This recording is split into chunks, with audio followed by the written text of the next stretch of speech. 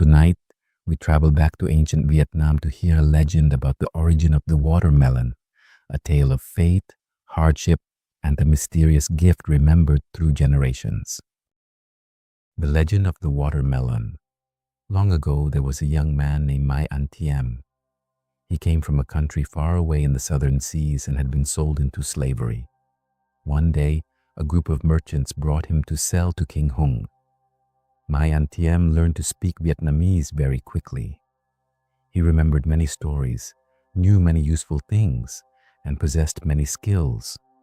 The king grew fonder and fonder of him and rarely let him leave his side. By the age of 35, Mai had become a court attendant and had his own house near the royal palace. His wife, the king's adopted daughter, had given birth to a son who was now 5 years old.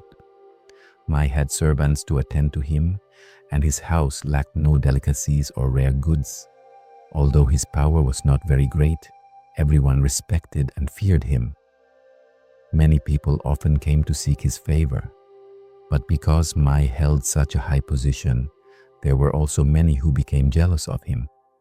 One day, during a banquet for officials and guests, while everyone was praising him endlessly, Mai An Tiêm modestly said, "Nothing at all. Everything in this house is the result of my previous life." Mai spoke very naturally, because in his homeland, people believed that one's happiness or suffering in the present life was the result of good or bad deeds from a previous life.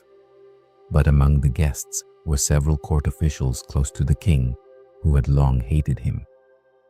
Seizing upon those words, which they considered arrogant, they hurried back to report them to the king. When King Hùng heard this, he was furious. He roared, "That insolent slave! If he dare say such a thing today, who knows what disrespectful words he will utter tomorrow? Treacherous slave! Throw him into prison." That afternoon, Mai was arrested and locked in a dark dungeon.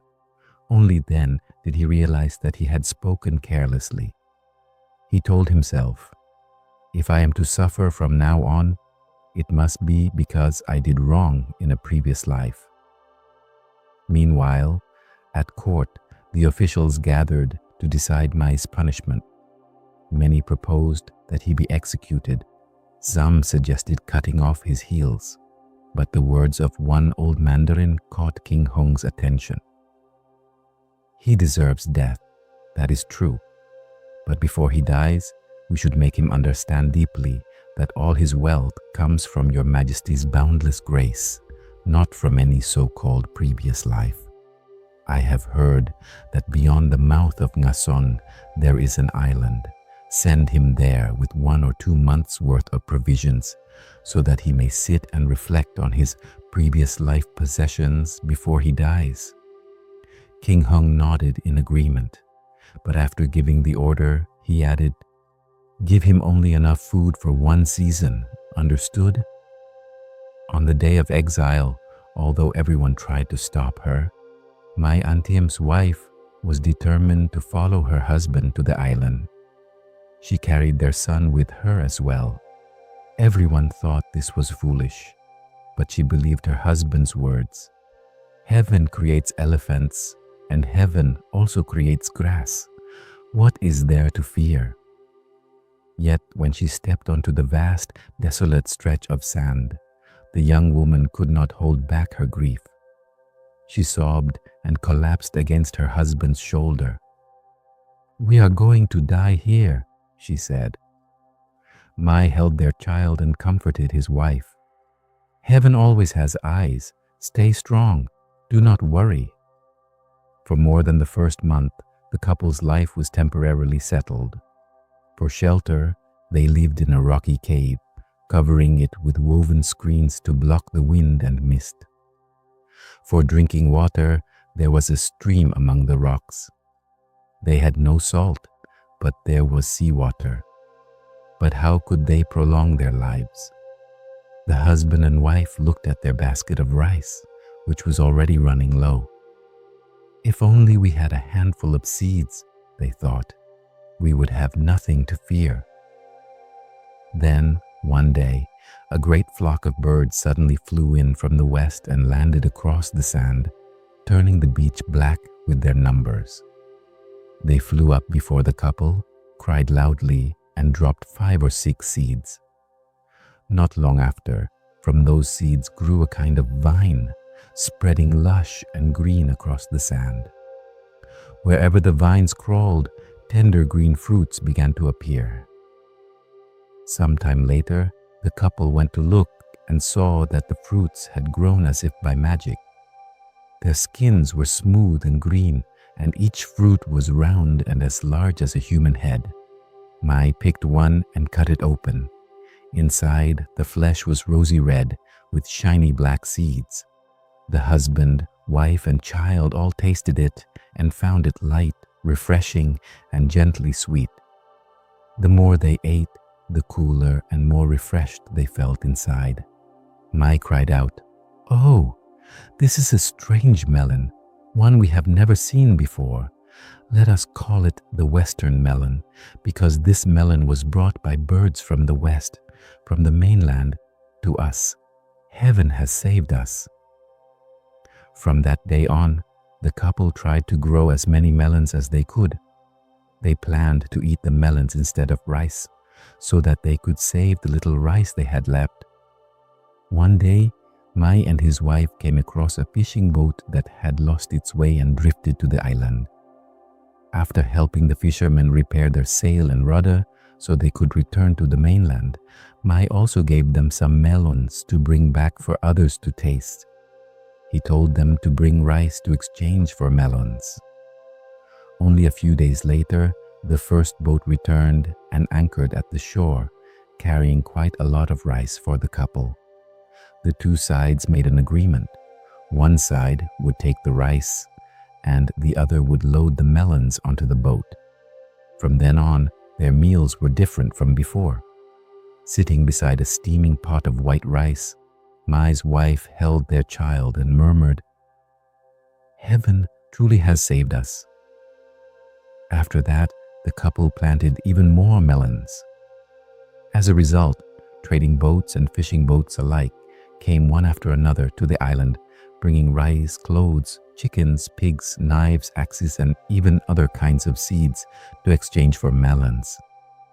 The people on the boat said to Mai, "Truly, since ancient times there has never been a melon as precious as this. In our region, everyone longs to taste even one piece of this watermelon, and no matter how much rice they must trade for it, they do not regret it." In those days, people competed to buy the melons for their seeds. Within only a few years, the melon variety had spread everywhere. The names of Mai An Tiêm and his wife became famous far and wide. The people respectfully called them the father and mother of the Western melon. Now let us return to King Hùng.